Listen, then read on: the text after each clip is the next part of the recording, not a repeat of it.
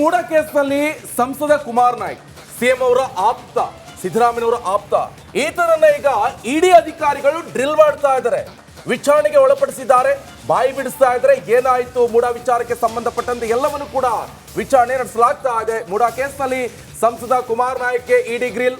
Mysuru DC ಆಗಿರುವಂತಹ ಕುಮಾರ್ ನಾಯ್ಕ್ ಇಡಿ ವಿಚಾರಣೆ 13 site ನೋಂದಣಿ ಮಾಡಿಕೊಡುವಂತೆ ಮೂಡಾಗೆ ಅರ್ಜಿ ಹಾಕಿ ಸಿಎಂ ಪತ್ನಿ ಹೆಸರಿನಲ್ಲಿ ಅರ್ಜಿ ಹಾಕಿ ಸಹಿ ಮಾಡಿದ್ರಂತೆ. ಕುಮಾರ್ ಕ್ರಯಕ್ಕೆ ಅರ್ಜಿ ಹಾಕುವಾಗಲೂ ಕೂಡ ಎಡವಟ್ಟು ಮಾಡಿದ್ದಾರೆ. ಸಂಸದ ಕೇಳಿದ್ದು 13 ಸೈಟ್ ಆದ್ರೆ ಖಾತೆ ಮಾಡಿಕೊಟ್ಟಿದ್ದು 14 ಸೈಟ್. ಮೂಡ ಬದಲಿ ನಿವೇಶನದಲ್ಲಿ ಹೆಜ್ಜೆ ಹೆಜ್ಜೆಗೂ ಕೂಡ ತಪ್ಪಾಗ್ತಾ ಇದೆ. ಈ ತಪ್ಪಿಗೆ ಇವರೇ ಎಲ್ಲ ಕಾರಣ. ಈಗ ಸಂಸದರು ಆದ್ರೆ ಈ ಹಿಂದೆ ಅವರು IAS ಅಧಿಕಾರಿ ಅಂದ್ರೆ DCI 240 ರೂಪಾಯಿ ಅಲ್ಲ, ಅಡಿಗೆ 890 ರೂಪಾಯಿ ಕೊಡಬೇಕು ಅಂತ ನ್ಯಾಯಾಲಯದ ಮೊರೆ ಹೋದ್ರು. ಆದ್ರೆ ನ್ಯಾಯಾಲಯ ಕೂಡ ಆದೇಶವನ್ನ ಕೊಡ್ತು, ಇವ್ರು ಎಷ್ಟು ಕೇಳ್ತಿದ್ರು ಅಷ್ಟು ಕೊಡಿ ಅಂತ. ಆದ್ರೆ ಕೊಡೋಕೆ AC ಕಚೇರಿ ರೆಡಿ ಇಲ್ಲ. ಕೊನೆಗೆ ಏನ್ ಮಾಡ್ತಾರೆ, AC ಕೂತ್ಕೊಳ್ಳುವಂತ ಚೇರು, ಅಲ್ಲಿ ಆಫೀಸಲ್ಲಿ ಇರುವಂತ ಪೀಠೋಪಕರಣ ಎಲ್ಲವನ್ನು ಕೂಡ ಹೊತ್ತೊಯ್ತಾ ಇದ್ದಾರೆ ಜನ.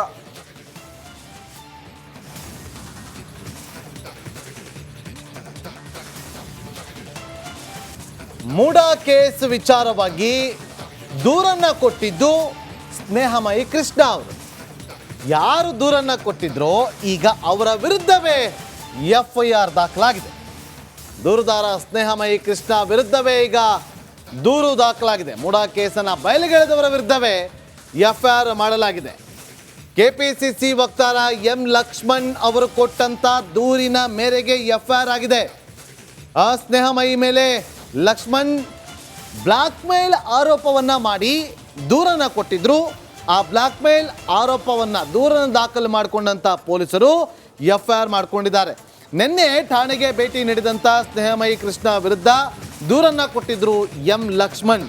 KPCC ವಕ್ತಾರರು ಆ CM ಪತ್ನಿ ಪಾರ್ವತಿ ಮೋಡದಿಂದ ಪಡೆದಂಥ ನಿವೇಶನದ ಕ್ರಯಪತ್ರದ ಮುದ್ರಾಂಕ ಶುಲ್ಕದ ಬಗ್ಗೆ ಆಕ್ಷೇಪವನ್ನ ವ್ಯಕ್ತಪಡಿಸಿದ್ದಂತಹ ಸ್ನೇಹಮಯಿ ಕೃಷ್ಣ ಅವರು.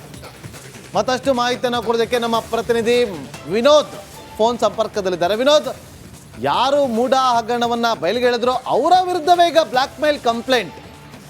ಈಗ ಈ ವಿಚಾರವಾಗಿ ವಾಟ್ ನೆಕ್ಸ್ಟ್, ಮುಂದೆ ಏನಾಗ್ಬೋದು?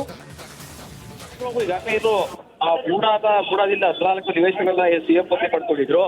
ಕ್ರಯ ಮಾಡುವ ಸಂದರ್ಭದಲ್ಲೂ ಕೂಡ ಏನು ಮುದ್ರಾಂಕ ಶುಲ್ಕವನ್ನ ಮೂಡಾದ ವಿಶೇಷ ತಹಸೀಲ್ದಾರ್ ಅವರೇ ಭರಿಸಿರೋ ಬಗ್ಗೆ ದಾಖಲಾತಿಗಳು ಕೂಡ ಉಲ್ಲೇಖ ಆಗಿತ್ತು. ಇದು ಕೂಡ ಸ್ಪಷ್ಟವಾಗಿ CM ಅವರ ಪ್ರಭಾವದಿಂದ ಆಗಿದೆ ಅಂತ ಹೇಳಿ ಸಾಮಾಜಿಕ ಜಾಲತಾಣದಲ್ಲಿ ಸ್ನೇಹಮಯಿ ಕೃಷ್ಣ ಅವರು ಕೂಡ ಆ ಒಂದು ಪೋಸ್ಟ್ ಅನ್ನ ಹಾಕಿದ್ರು.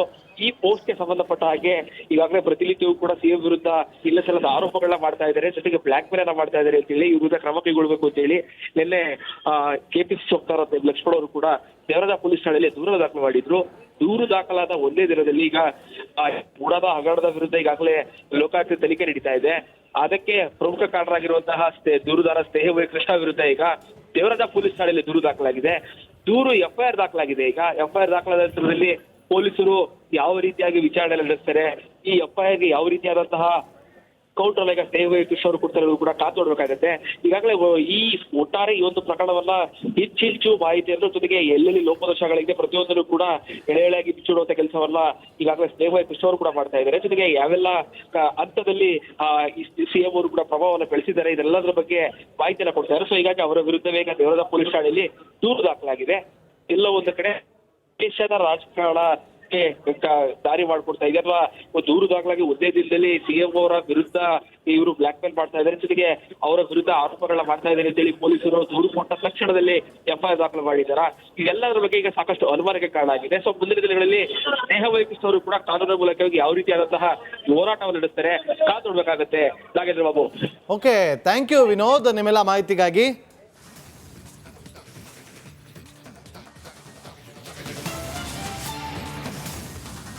ನೋಡಿ, ಇದೊಂದು ಬಹಳ ಗಂಭೀರವಾದಂತ ವಿಚಾರ. ಯಾಕಂತ ಹೇಳಿದ್ರೆ ರೋಡ್ ಮಾಡೋಕೆ ಜಾಗವನ್ನ ಕೊಟ್ಟರು ಪಾಪ ಅಂಗಡಿಯವರು.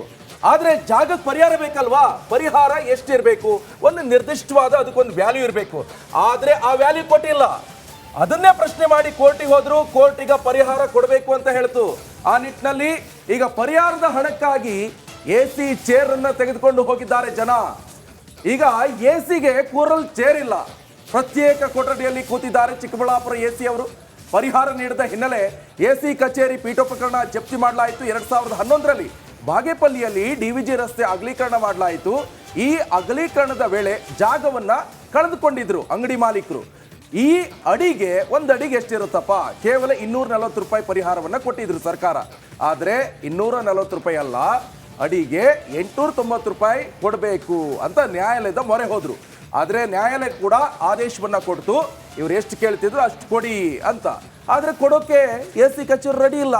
ಕೊನೆಗೆ ಏನ್ ಮಾಡ್ತಾರೆ, AC ಕೂತ್ಕೊಳ್ಳುವಂತ ಚೇರು, ಅಲ್ಲಿ ಆಫೀಸಲ್ಲಿ ಇರುವಂತ ಪೀಠೋಪಕರಣ ಎಲ್ಲವನ್ನು ಕೂಡ ಹೊತ್ತೊಯ್ತಾ ಇದ್ದಾರೆ ಜನ.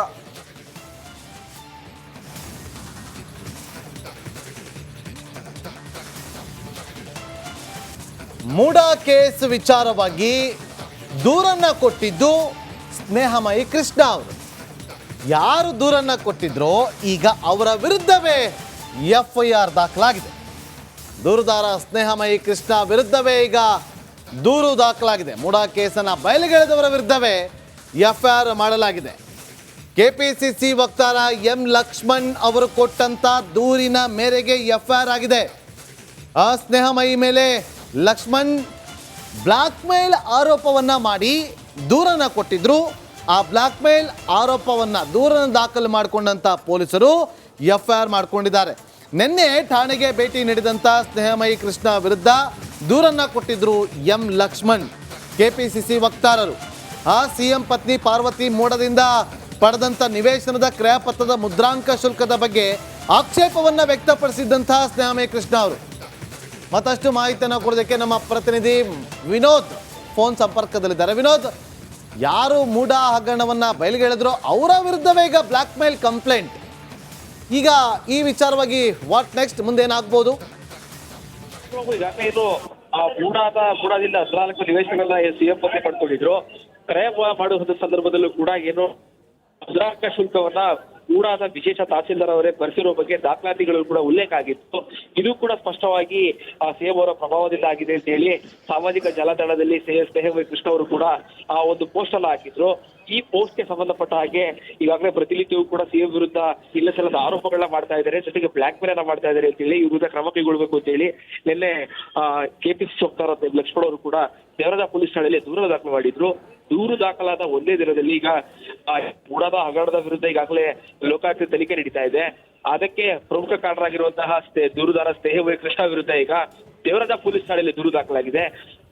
FIR ದಾಖಲಾಗಿದೆ. ಈಗ FIR ದಾಖಲಾದ ನಂತರದಲ್ಲಿ ಪೊಲೀಸರು ಯಾವ ರೀತಿಯಾಗಿ ವಿಚಾರಣೆ ನಡೆಸ್ತಾರೆ, ಈ FIR ಗೆ ಯಾವ ರೀತಿಯಾದಂತಹ ಕೌಂಟರ್ ಈಗ ಸ್ನೇಹಮಯಿ ಕೃಷ್ಣ ಅವರು ಕೊಡ್ತಾರೆ ಕೂಡ ಕಾದು ನೋಡ್ಬೇಕಾಗತ್ತೆ.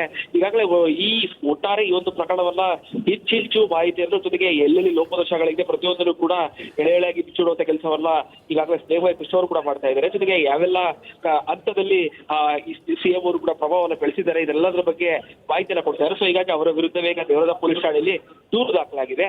ಎಲ್ಲ ಒಂದು ಕಡೆ ದೇಶದ ರಾಜಕಾರಣ ದಾರಿ ಮಾಡ್ಕೊಡ್ತಾ ಇದೆ, ಅಥವಾ ದೂರು ದಾಖಲಾಗಿ ಒಂದೇ ದಿನದಲ್ಲಿ CM ಅವರ ವಿರುದ್ಧ ಇವರು ಬ್ಲಾಕ್ ಮೇಲ್ ಮಾಡ್ತಾ ಇದ್ದಾರೆ, ಜೊತೆಗೆ ಅವರ ವಿರುದ್ಧ ಆರೋಪಗಳನ್ನ ಮಾಡ್ತಾ ಇದ್ದಾರೆ ಅಂತೇಳಿ ಪೊಲೀಸರು ದೂರು ಕೊಟ್ಟ ತಕ್ಷಣದಲ್ಲಿ FIR ದಾಖಲು ಮಾಡಿದ್ದಾರೆ.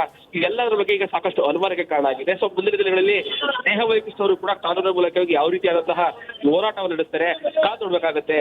Nagendra Babu. Okay, thank you Vinod ನಿಮ್ಮೆಲ್ಲ ಮಾಹಿತಿಗಾಗಿ.